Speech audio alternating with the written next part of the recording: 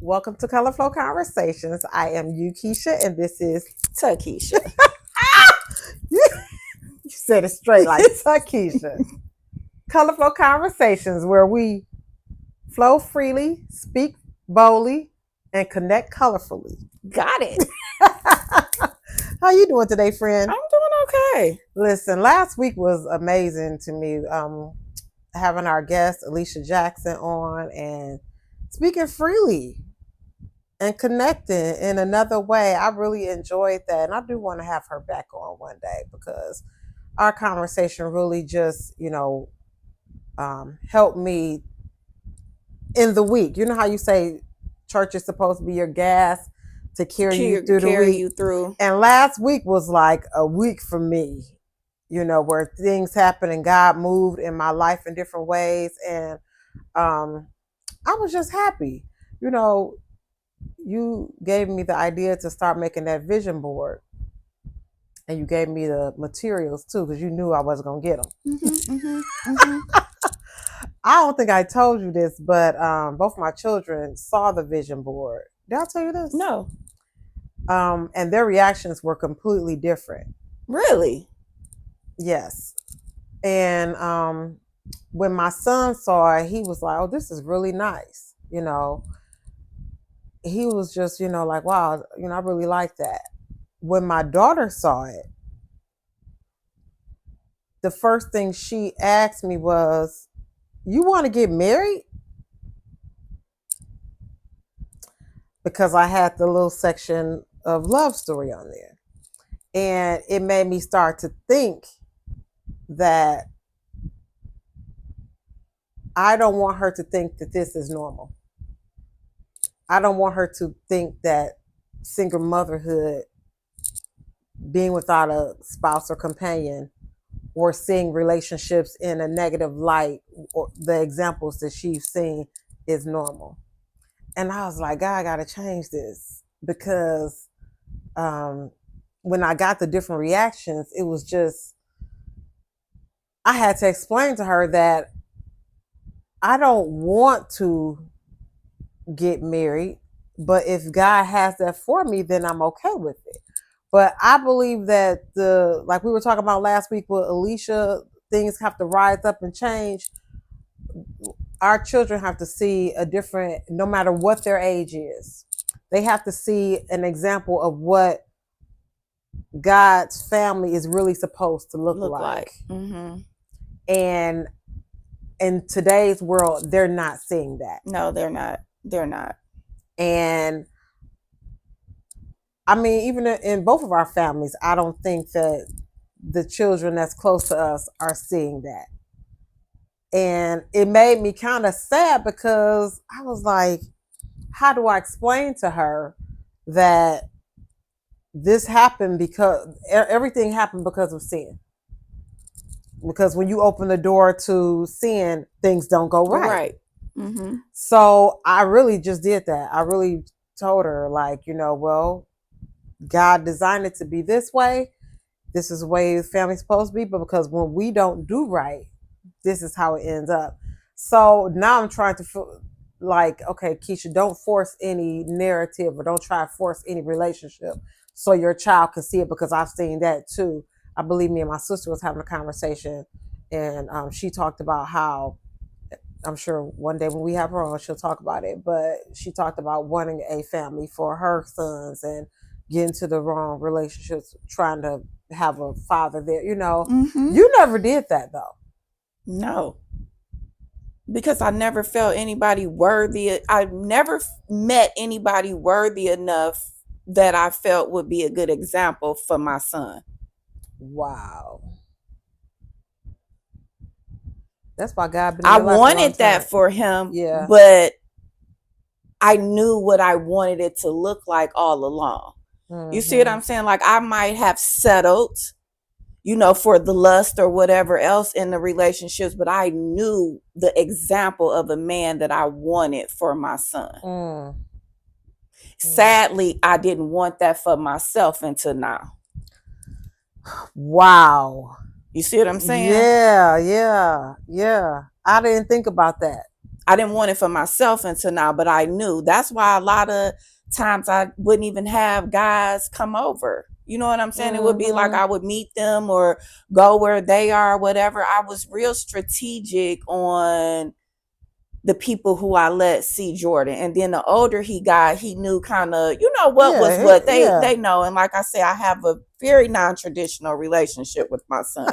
So he kind of know what it is. But as far as that one, so to speak, no, I never met anybody that came close to me being like, okay, you're the man that I would want my son to model after.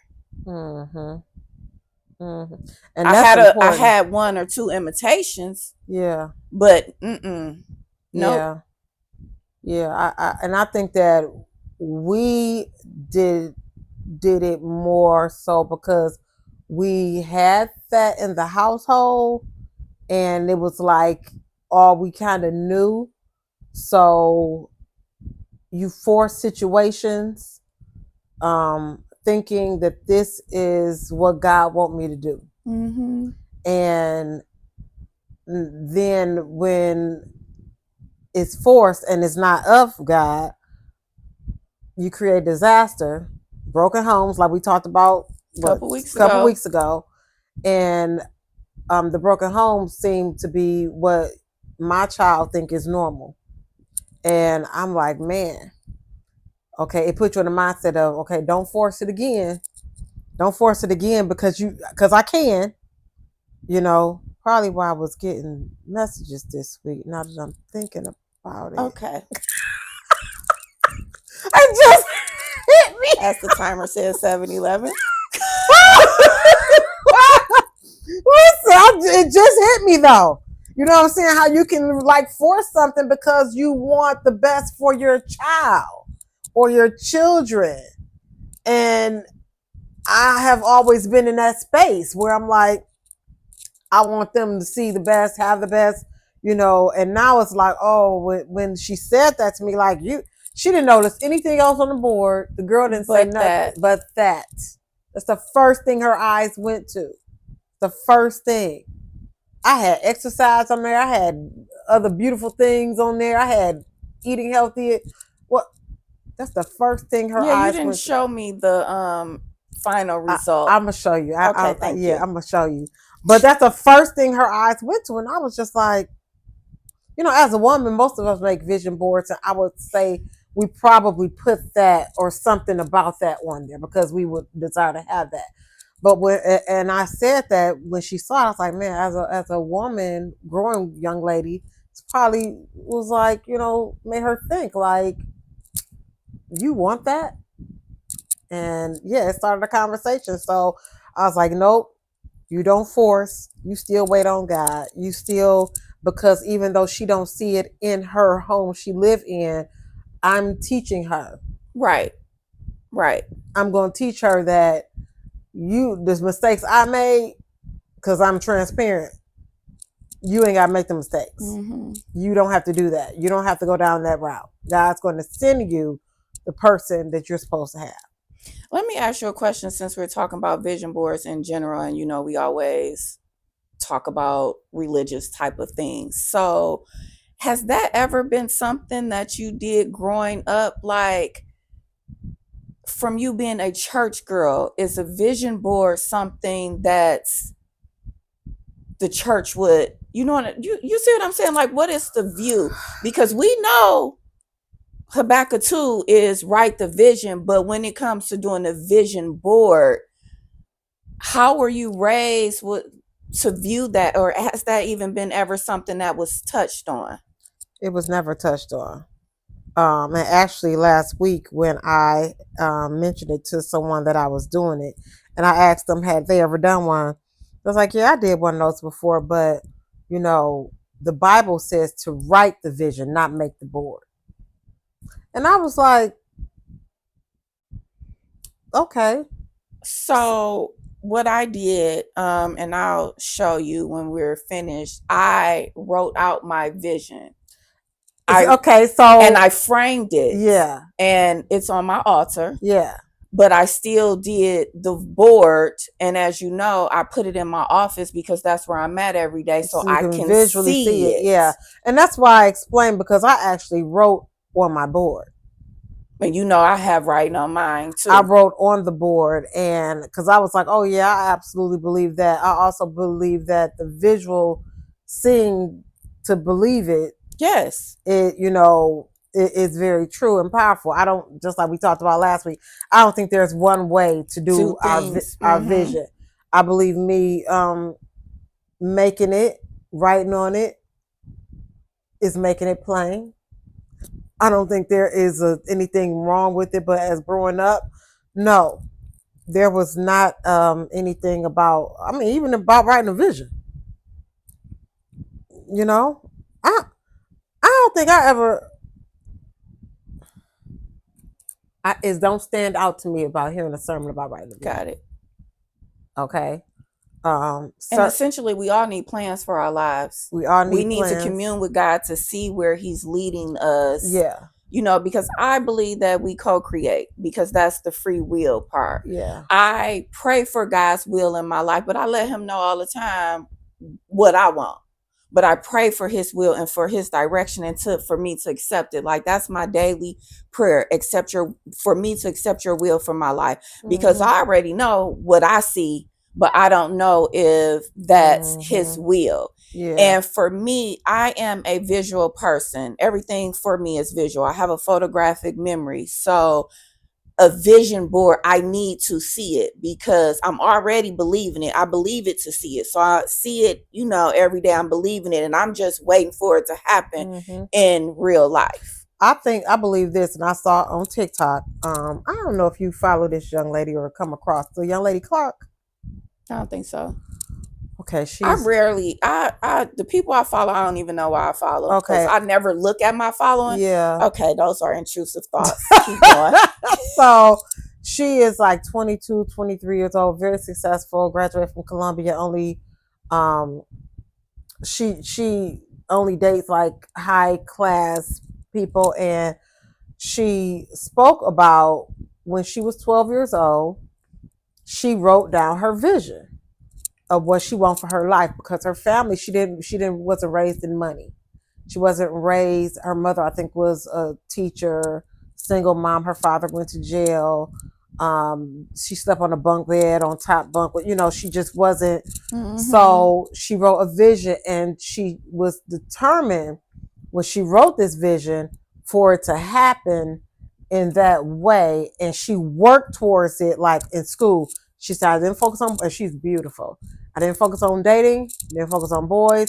I was like, I'm gonna get the best grades I can to go to the best school, to have this, you know. And now her vision has come to pass, and she get like negative feedback because she's not going to lower her standards based on what people think she should. She was like, this goes back to when I was 12. And it made me think about my daughter. Like, I got to have her write her vision. Because if you write it down now, and because she saw what I put, and I don't want her to have negative thoughts. What's your vision for yourself, for your life? So now I'm like, I'm going to get with her. And I've been thinking about this over the week. Like, I'm going to have, because I asked her, you want to make more? She was like, no, I already know what I want for my life. She said something similar to what your niece said. And I said, and then later I saw the TikTok with Clark talking about when she was 12, she wrote it down, and she always revisited and added to it. And when things happened, she checked it off. And I said, I got to teach her that writing down your vision and even visually looking at it, it's going to give you the motivation. Yeah, because after I did mine, I don't know if we talked about this, but I looked into steps that I needed to take to achieve those things. Okay. Because sometimes you got to be a little bit more serious than just doing the vision board and sitting up there looking at it every day. Yeah. You know, this is when I think about the faith without works part. Like, I know that this is going to happen, But I also know, as much as I like to lay in the bed and watch Just Right 100,000 times, I Right. need to do something a little different. Yeah. So I made steps, on what I needed to do, goals, short-term goals that I needed to accomplish to make that come to make into it happen. reality. Yeah. Because you can make the board and write it down, but if you actually not putting in the work is that business that you want, that you visualize. If you're not doing anything but sitting there looking at it, how it's gonna keep tearing. Yeah, that's what it say. It's gonna tear. It's gonna keep tearing because you ain't doing nothing for it to happen. So yeah, and I was like, okay, this is my vision board is bigger than me. Yes. My vision board, me writing it down, is bigger than me, because I like the question you asked. Did we do that in church? I said, had I done it in church, my life probably would have took the path earlier to this route than what it took. Even though I always say, I don't have any regret. Right, and we're exactly where we're supposed to be. But I always think about the fact that I'm 48 and the things that I know now and see differently, especially from the spiritual aspect, on how much it could have changed. Like I told you yesterday, I was having a rough day, and sometimes I have to remind myself to get out of my head because you're here now. Mm-hmm. I cannot beat myself up on what I didn't do, because I'm here now, and every day God is giving me a present. That's why it's called present day. Like, I'm in the present to live out my present, to do the best that I can with all of these gifts that we're surrounded by. Yeah. And I think about that too. Like, every day I'm intentional about, and I think it was maybe the day before yesterday that I didn't get up and read like I usually do. I kind of scrolled a long time. No, it wasn't the day before yesterday. Can't remember what day it was. But I kind of scrolled too long to me, and then by the time I looked at the clock, I was like, I have not been productive. Like, have I accomplished anything that I really set to accomplish daily? Right. From my mind, like, it's easy to get in that space where, like you said yesterday, you had a bad day. Like, man, you just get in, because we human and we flesh, it's easy to happen. I was like, man, I scroll, entertain myself, laugh, joke. And then I was thinking, I gave God no time today. Like, Keisha, get out of this. And it wasn't even a funk. It was just doing my flowing like I usually do. Used to do. Not usually, used to do. Right. Just get up. Right. You know what I'm saying? Right. Past tense. Past tense. Not what I usually do, what I used to do. And it was like, it's easy to fall back into that. It is. It's easy to fall back into that. And then the things that you fill your mind with, you start to just go back to what you used to do, used to say, and used to, and I'm like, I'm not a used to person. This is what I do not. So I'm more intentional. I have to be more intentional. I'm intentional about the vision, and included in that vision is I'm intentional about what I'm teaching my children, because what they learning now is not what I learned when I was young. Right. And I can't have them take these paths that I took. And see, that's one of the things that I struggle with so much with my son being 29. And a lot of times I have to remind myself, because I write a lot about time isn't real. And I have to remind myself, like, every day that I wake up, I have an opportunity to rewrite whatever story I previously had written for him. Yeah. Whatever knowledge that's given to me today, I can still give it to him. It's not too late, as long as every day I'm waking up my eyes. Exactly. Because I stay so much in the past tense. Yes. And what's past and what I didn't do. And I should have did this. And then it gets to where it's overwhelming, where it's just like, no, sit back, focus on the right now, and stay in that disciplined mindset of being intentional. That's the thing. Staying, and it's not easy to stay in the disciplined mindset. No, it's not. It's not easy, because I sometimes do not feel like it's so easy to just slack off, so to speak. It is, especially, and I felt bad the other day when I felt like I was doing what I used to do, because last week God gave me so many revelations of, answered prayers and like signs that, I got you, I'm right here. And that day I was like, oh man, see, this is how you get me. This is how you get me all comfortable. I got to stay uncomfortable. Mm-hmm. I got to stay uncomfortable for, because just like you said, I got a vision. I make the board, I write it down. But my prayer to him daily is, let your will be done. But this is what I want. This is what I need. And I believe if I delight myself in you, like you say, yes, that you will give me the desires of my heart. And I delight myself in him all the time. Like, it's me and you, God. It's me and you. Like, what do you want from me today? Every day, because every day is different. Every day is different. What do you want from me today? Whoever I come in contact with today, what do you want me to say? Don't let me have road rage. Don't let me cuss nobody out. And even when I do slip and say a cuss word, I be like, oh Lord, I'm sorry. I'll be talking to him like he right. Because like, he is. Because, yeah. But like if I hit my toe, I'll be like, damn. Oh, sorry, Lord. I'm so sorry.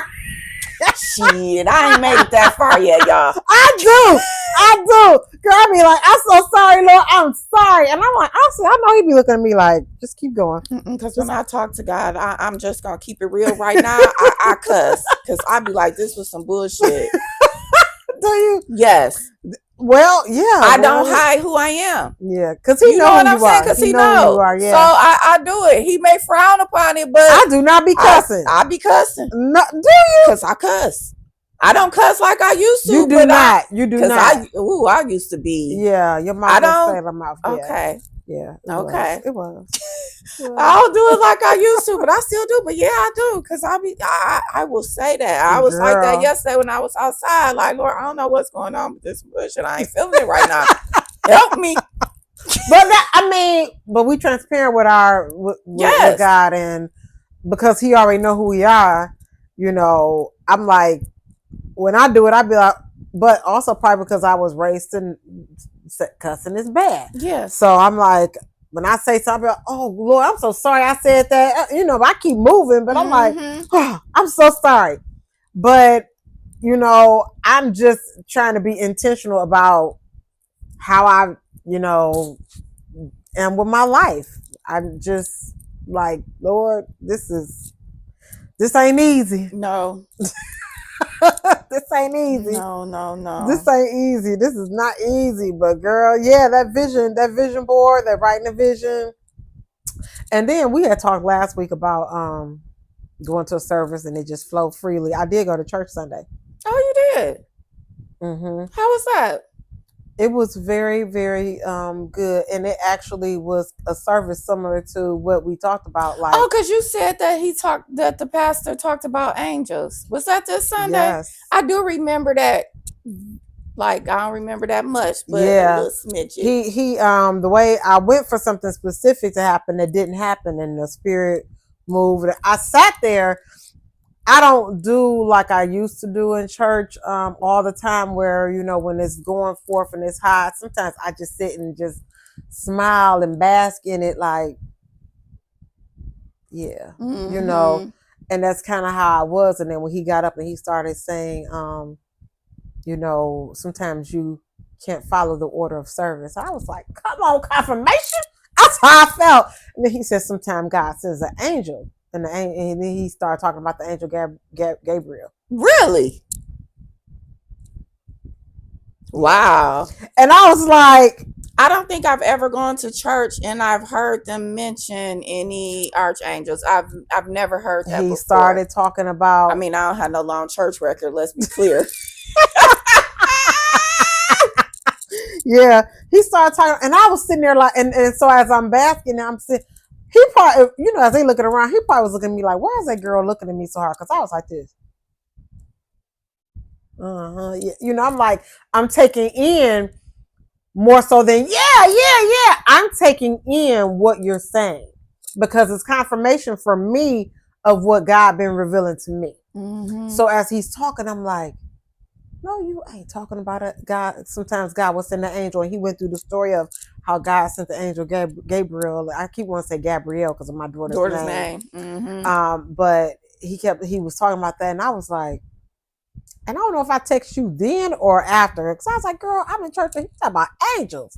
And you know how I feel about angels, and I'd be like, I feel like he literally has angels covering me every day. Like literally, I can feel the presence every day. Like last night, I was just reading, and I was reading my Bible, and I was like, and I just stopped reading, and I just laid back, and I just be like this. I know you here. I'm like, I know you here. I know you here. Okay. I got the message that you want me to get from this. I'll be like, okay. And I think that's what I be trying to get across when I'm talking. Like, it don't have to be such a orderly thing. It's like, okay, I got it. I got the message. Sunday to now, I've gotten the message of what you want me to hear. And I'm like, okay, be intentional. Keep being intentional. But yeah, girl, he was talking about the story of the angel Gabriel. And I was like, girl, my eyes was like, yeah, yeah. So how did you feel about the service overall, considering, we 36 weeks in and we've been talking about our relationship with the building? I will say this, because I examined a little everything, and I enjoyed it. I felt like it was real. And then I looked from the head on down. And I think I tried to explain this in a text to another friend of mine the other day, and it didn't come across. He was like, I don't understand what you're saying. I like when I read my Bible, it's like the people of Israel, like when they had wherever their king, if they had a king that served God, they served God. If they had a king that turned away from God, then they turned away. Mm-hmm. You know what I'm saying? So I felt like because of how he and his wife is, that I'll say the word, their people, their congregation is serving the way that they serve. They are free in their worship. They are free in their praise. They are, trying to be examples. And then I looked at the men, because I've met people. I don't go there, but I've met people that go there that's married and single, and I feel like the men are men of faith and family because that's who their leader is. If you have a leader that is a little messy, you're gonna find messiness. When I've discerned the spirit of the people there, I didn't get any messiness like that. And not saying I want to be a member. I'm just saying that it felt good Mm-hmm. to be in a place where it was like, I think y'all really for real, and I think that y'all really worship God, and y'all really just, let the Holy Spirit take over, and it wasn't no show, and it was just real. And he really didn't like take a text title sermon. He went to speaking from the worship that was going on. And that's how he said sometimes, when he broke out, God, sometimes God says an angel and changes the order of service. And I was like, it made me feel good because we had just talked about wanting that type of experience. So I was like, okay. And not saying that this is a perfect church or whatever. This is a perfect, it just was a great experience, and it was confirmation for me that it can happen.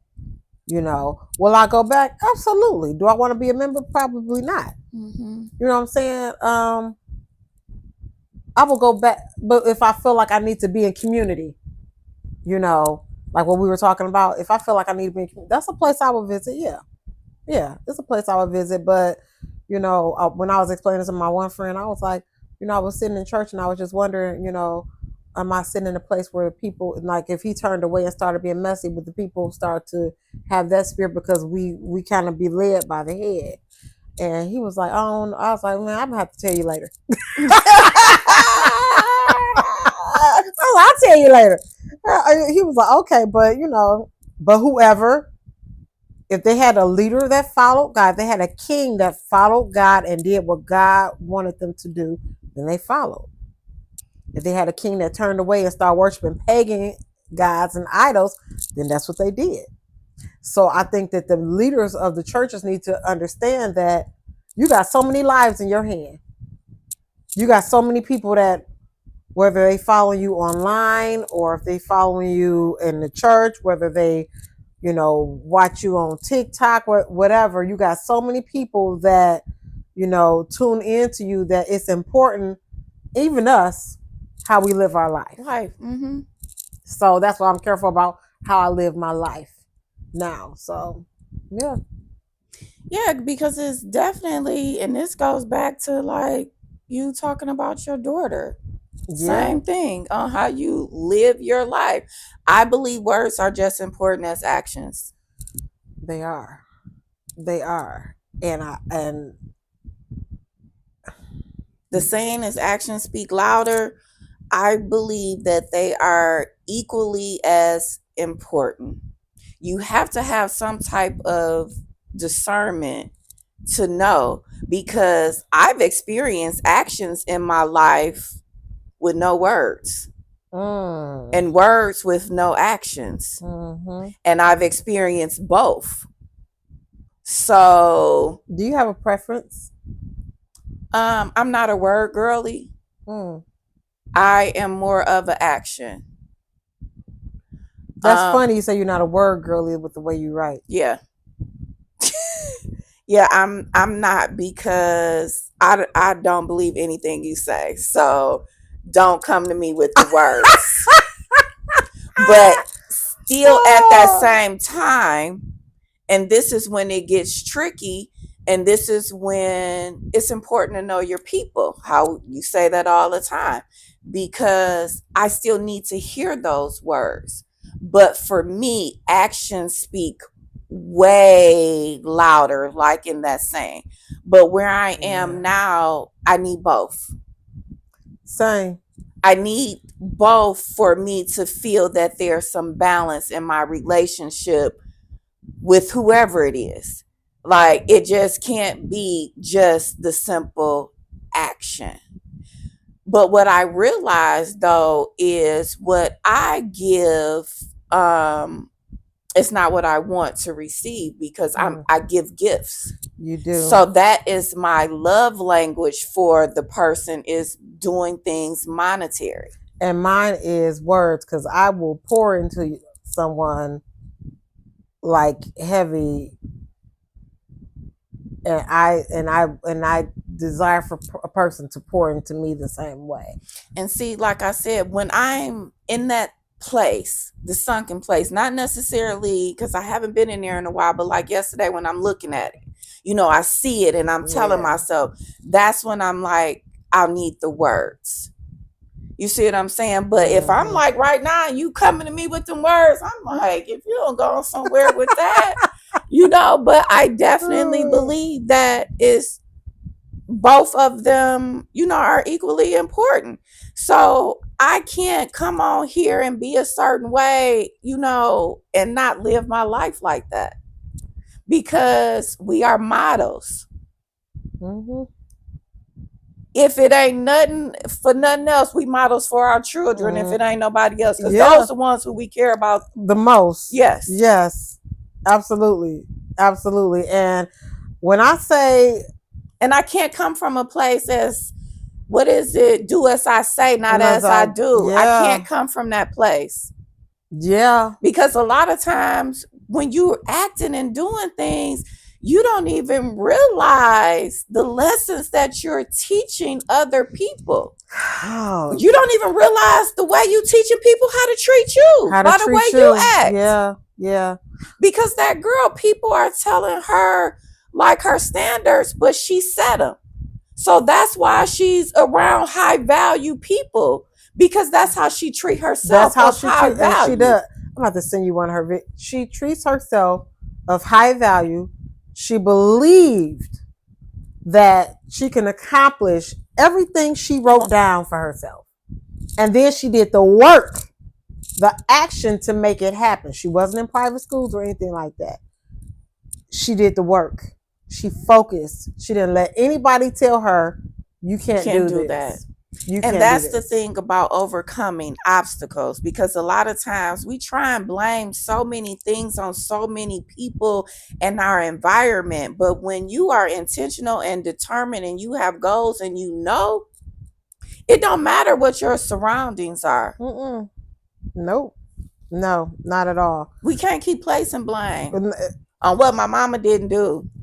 Or what somebody else didn't do. Yeah. Or what so-and-so, my sister, brother, daddy, ex-husband, ex-boyfriend, like I said, I should have realized then, like, if you did not want this man around your son, you did not introduce your father to anybody because you had these standards of what you wanted them to meet and see, but yet you didn't love yourself enough to have them same standards for yourself. That's deep, girl. Because I didn't think about that. Because I ain't bring nobody to my daddy. Is you crazy? I never thought about that. You didn't love yourself enough to have the same standards. And I can relate to that. I didn't love myself enough to reject the standards that was presented to me. And I don't think a lot of times we don't even realize that the most important relationship that you have is with yourself. With yourself. You have to love yourself. You have to cherish that relationship with yourself. I can't love somebody else more than I love myself. Girl, okay. Then everything else is dysfunctional in my life and it's all gonna fall apart. Yeah. I gotta put me on that pedestal and know that I'm that girl, and I gotta believe it. Even on the days where I don't believe it, I still have to show up for myself and work into believing it once again. Yeah. I can't believe all the years I thought I loved myself. Girl, okay. Looking in the mirror, thinking you cute. Getting all. And it's just like, that ain't got nothing to do with loving yourself. You're just cute. Nothing. Because when you do love yourself and you do that, after you love yourself, it's different. It's different. So now that I understand that, it's like, oh, the love I pour into myself now is actually love. Right. What I was doing for myself before was just trying to look good. I just was out here living, doing whatever. I don't even think I realized what love was and what it truly meant, and to value myself and to set boundaries and to know that setting boundaries is okay and that this is my life.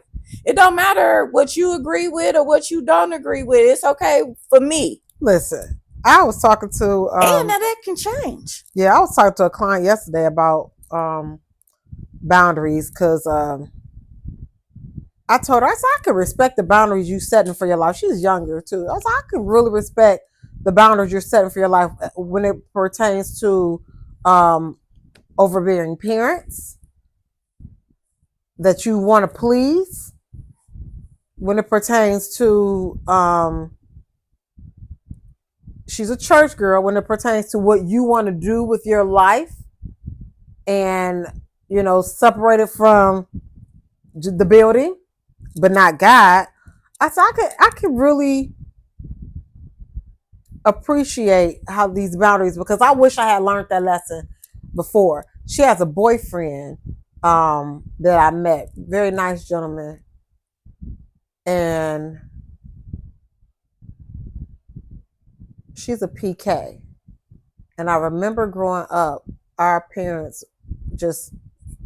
we talked about this before, asked the question, do he go to church? Do he go to church? You know, if he went to church, he's a good guy.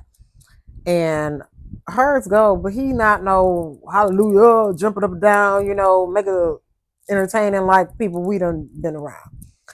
And so people that are close to her, like, you need to get somebody who gonna be this. You didn't. And when I met him, he was very quiet, whatever. And then when over time, I didn't give like a, you know, what I thought about him, but over time, I seen him. Last time I saw him, I saw how protective he was of her. And I was like, no, that's what you want. You want somebody who, he's young, but he's learning. And he said something to me about, yeah, we and her got to pray together.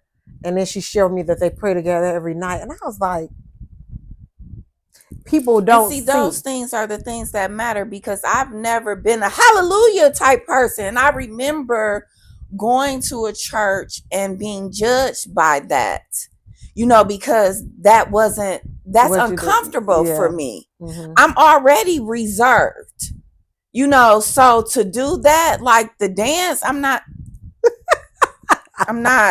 dancer, and I can feel a certain way, but spirit don't move me like that. Yeah. And that's okay. And I feel like we need to be not judged as this whole, and the type that's like me be frowned upon because I'm not singing, or the spirit didn't move me to dance and run around the church. And see, she's a singer, and he was making sure she had what she needed. And what do you need? Anything else? Do you need? And he's doing everything that he should be doing. And he felt bad because he thought he was going to be late, and I was just like,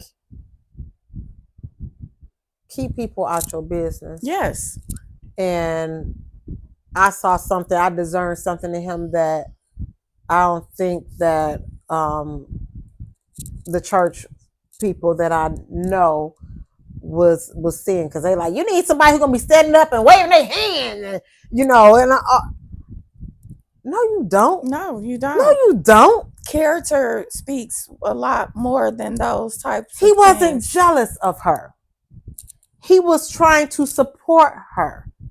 He was protective of what you need. What do you need me to do? And he was also a little nervous because he wanted to make sure he was getting it right. Right.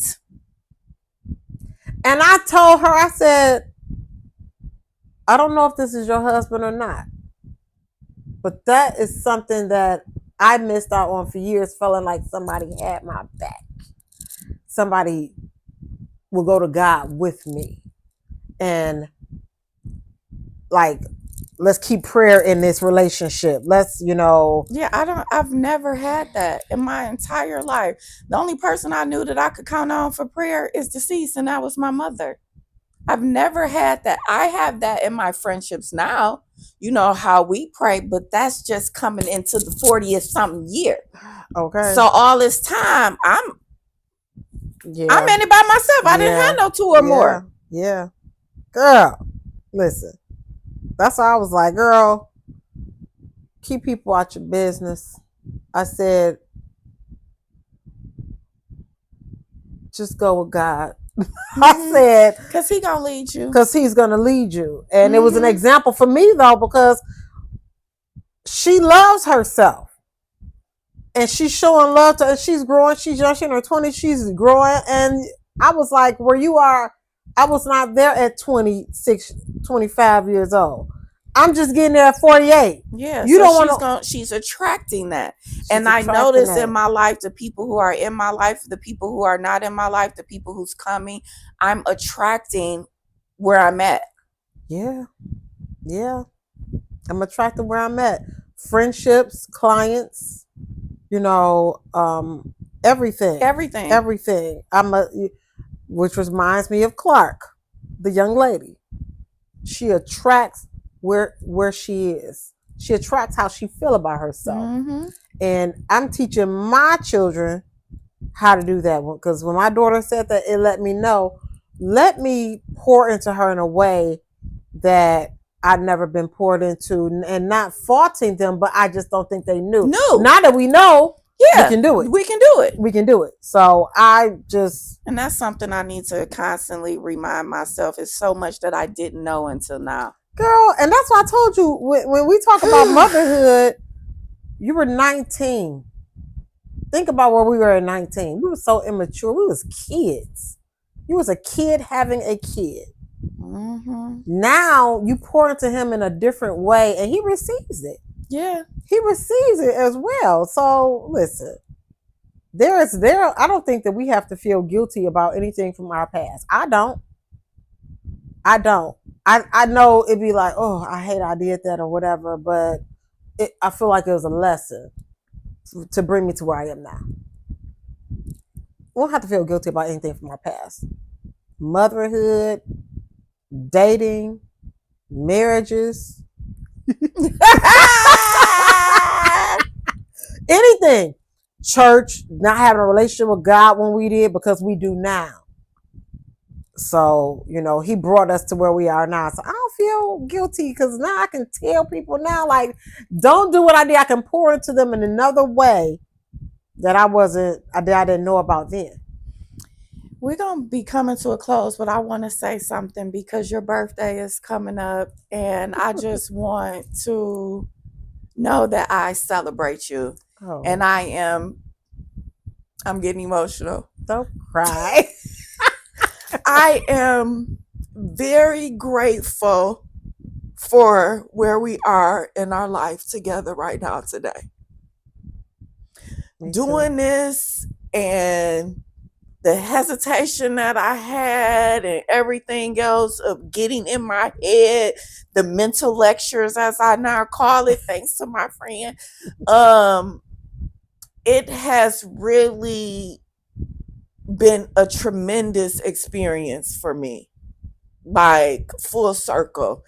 And I just really thank you, and I praise God for you, because I know that when it comes to me needing a prayer partner, I have a select amount of friends that I can go to, and you're most definitely one. So I pray that everything that you are looking for within this next year, that God does it abundantly, overflowing beyond measure, and everything that you ever imagined. And I'm just looking forward to our time together. Listen, I'm so excited about my birthday. I don't usually be excited too much the last couple of years, but I'm excited, and we're gonna do some things. And thank you. You're welcome. I appreciate you too, and I hope you know that, because I couldn't have done this with anybody else like this, honestly. And I know a lot of people. I could sit here and talk with some people, but the camaraderie that we have and the love for God that comes out of us through this, I think is, if nobody else get a message from this, if nobody else follow our page, if nobody subscribe, God is doing the work in us that he needed to do. Yes.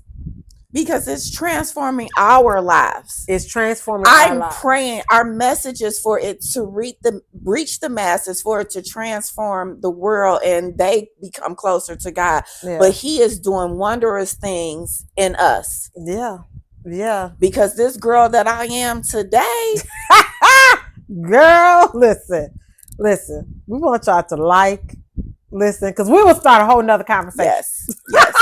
Exactly. We want y'all to listen, subscribe, tell a friend, tell an enemy. I don't care who you tell. Tell your mama, tell your daddy. She said tell an enemy. That's so funny. Because we have enemies. You're right. And they're watching. And they're wondering how and why. So tell somebody. We want y'all, and y'all can send us an email. I never say our email address, because some of y'all do not make comments, but you'll call us, whatever. Send us an email, kolorflowconversations@gmail.com.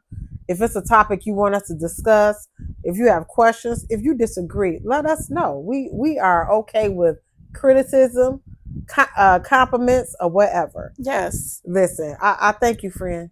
Thank you. You're welcome, girl. We'll see y'all next week.